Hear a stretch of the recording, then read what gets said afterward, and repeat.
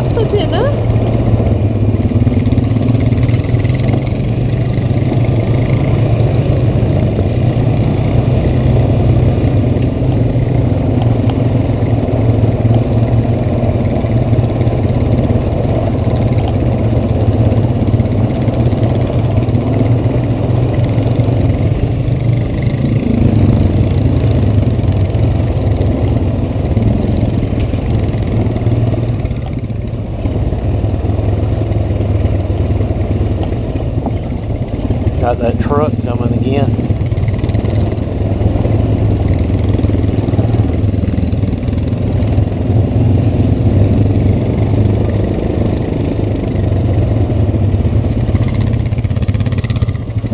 He's pulling off.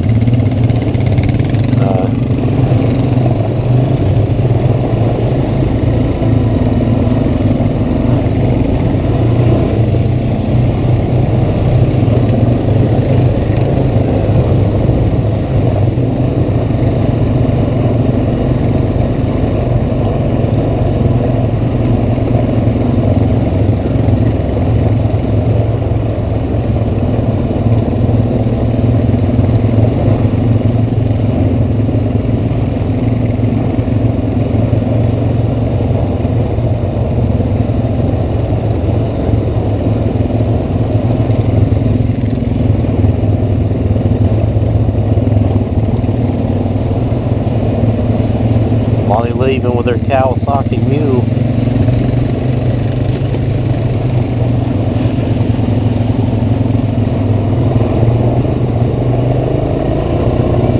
Hard to see through the dust. Yeah.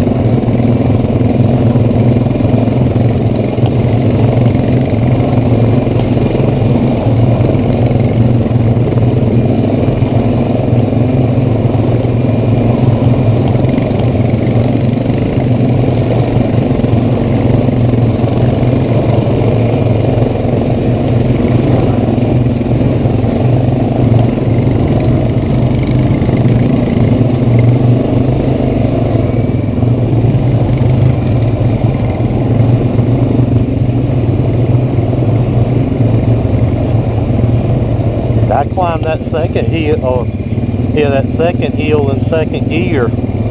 I debated going down into first, but I powered through it in second, you know. Yeah. But I had to be hard on the throttle, you know, so I didn't lose my RPMs, but did all right.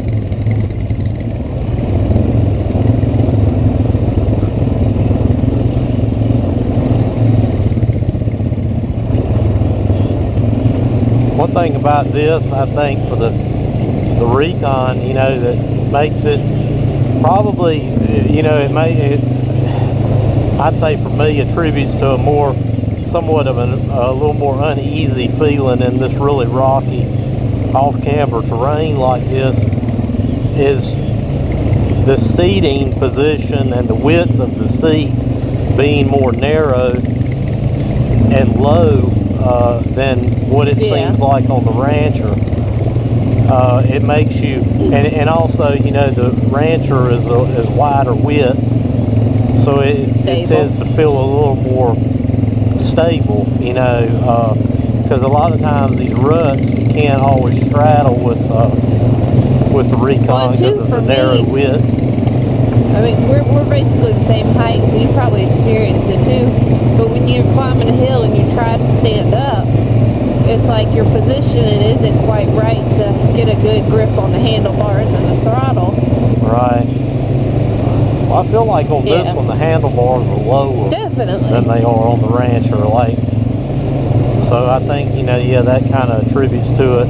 So like for me, standing up to go up a hill on that one almost makes me more unbalanced than if I just hunker down low and lean over. Whereas on the Rancher, I feel more secure standing up and like I'm not going to gun the throttle on accident. Right. But it's doable. Yeah.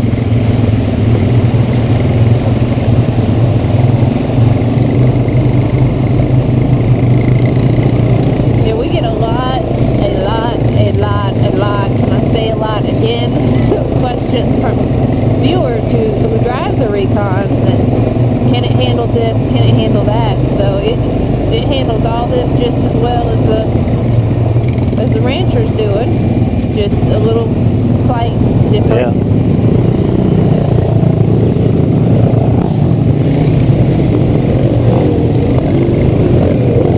Some modifications, but it can definitely do it. That lower price point makes it more. I mean, yeah, I mean, some people, you know, this is all they can swing, you know, for they want to get out and ride ATV, you know, and that's fine, you know. It'll certainly surprise you what it will do. I'll tell you that. And you got to keep in mind that this Recon is on stock tires. That's true. So I mean, you know, it's doing all this with the stock treads on it. I mean, there's no modifications to this Recon. It's just a 2013 Recon ES, and you know, it's handling this just fine. You know, it's comfortable for what it is. Is it the most comfortable thing to be riding out here? No, certainly not. But it's not bad. I mean, and you know, I've owned 3 Recons since I've been riding, and this is the 3rd one. And I can tell you from experience, starting out with the 2004, the yellow one that I still have, there is a big difference in the suspension on this 2013 versus what is on the 2004 that I have. And the only thing that I really can see that's different in the two is the brand of shocks that they use. And the 2004 has Arvin shocks, and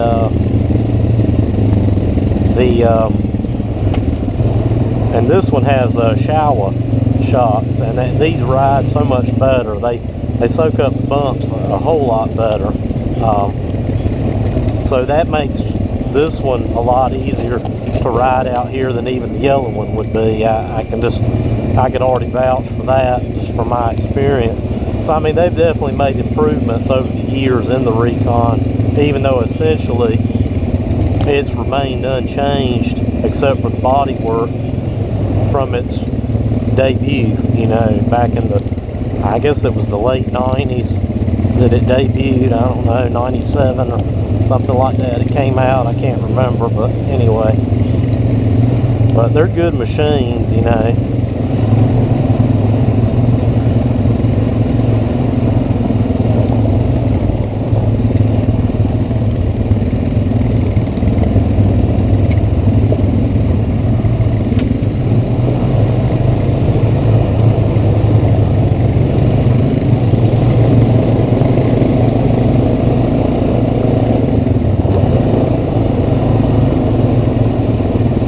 And it, you know, that's one thing, like even on trails like this, is that when you find an area that you can build up a little speed, it reminds you of riding a sport quad because it's light, you know, it's easy to kind of flick around with the twisted handlebars and the throttle, so it makes it sporty, you know.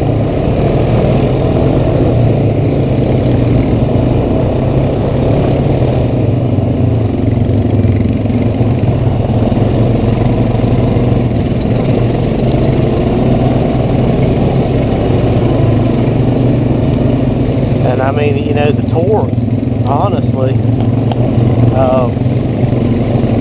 the torque is good on it. I mean, if you use the right gear, it's got enough torque for these hill climbs out here. And like I said, you know,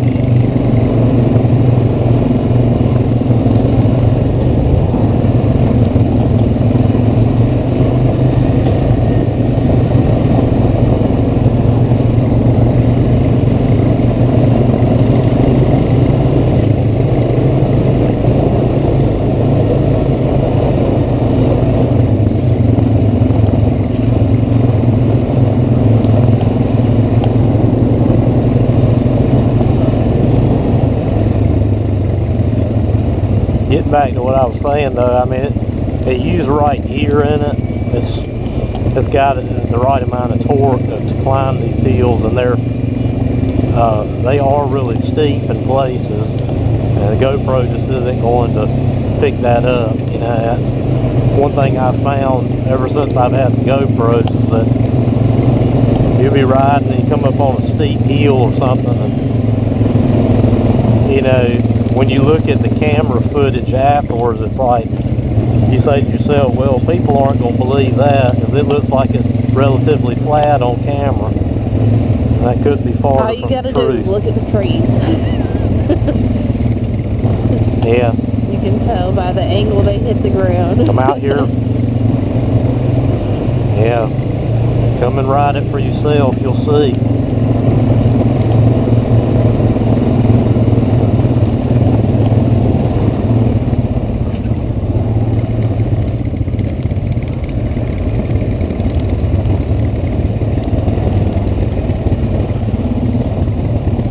Be a neat little place you pull off and take a break.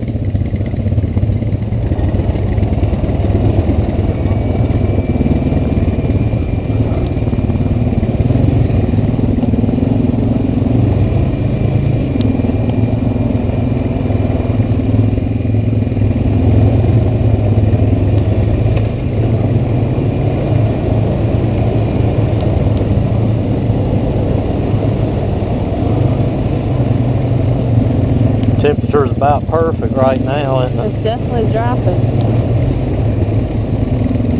Yeah.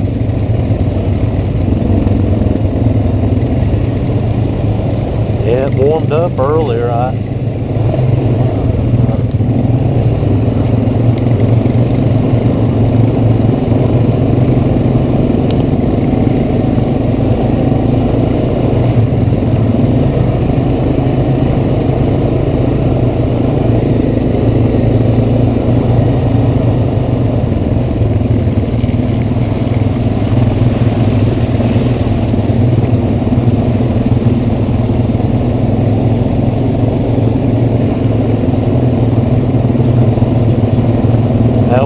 seen any wildlife, but with all the motorized traffic around here, I think it's safe to say they tend to stay deeper in the thickets, hiding from the people and all. Yeah, I bet some of the hiking and horse and biking trails probably see a lot more. Yeah, probably so.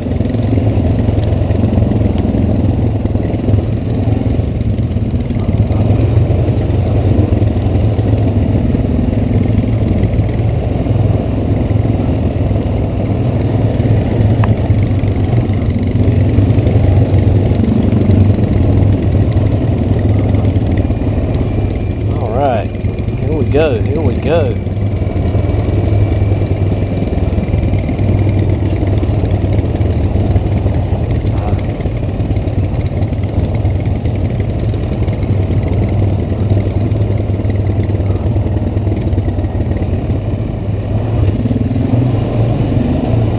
Old culverts right there, they evidently dug up, I guess. Probably replaced the ones that were there. Something crushed them. Riding over them. What trail is that? 90 is. We've been on that one. Sorry. Difficult one. What was the name of it? Something Johnson. Okay. Dutch John or Falls Dam. I don't remember. Whatever the name is. I don't remember either. I'm still learning all the names. I got to memorize what number goes with what name. That's what I got to go home and study. It's the one that's the same as the parking we parked at. Dutch John. Oh, Dutch John. Is that right? Okay. Yeah, that's the one. That's the trailhead we're parked at. It don't sound right, but I'm sure it is.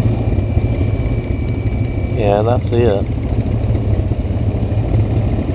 But yeah, that's a difficult rating trail. Save that for another time.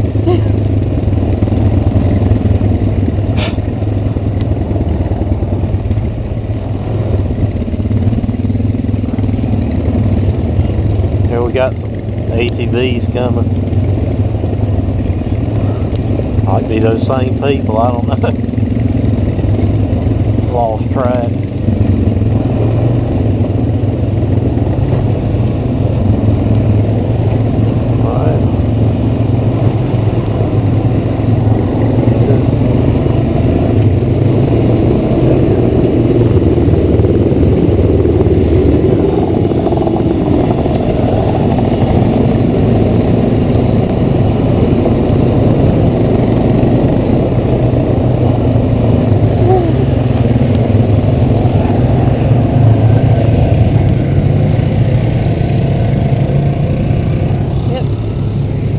Good.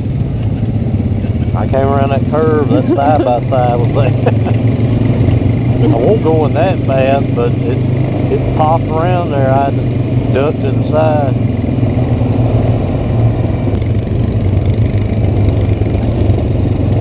But yeah, this is the most rocky terrain I've ever been on.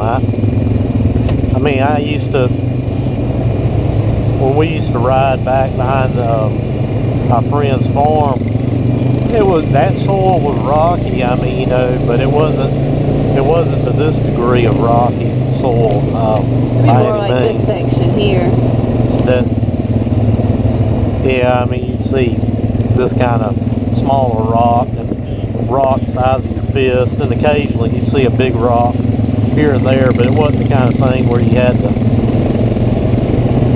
where you just were constantly climbing on rocks. Here it's pretty much consistently rock embedded in this red dirt, which is, you know, in some ways is actually not a bad thing. I mean, it kind of keeps the erosion a little bit more minimal, you know, because once the dirt washes away, there's rock there. It's going to last, you know, a lot longer to hold the dirt in place, I guess.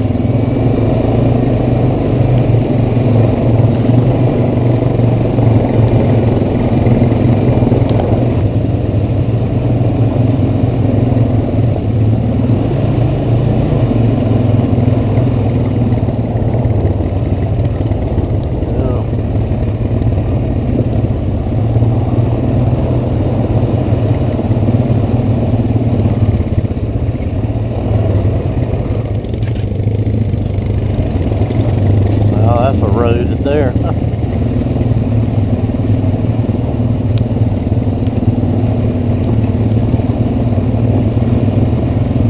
It's nice they let you come out here and ride. I mean, this is a national forest, so it's not just an ATV park. I mean, you know, it's,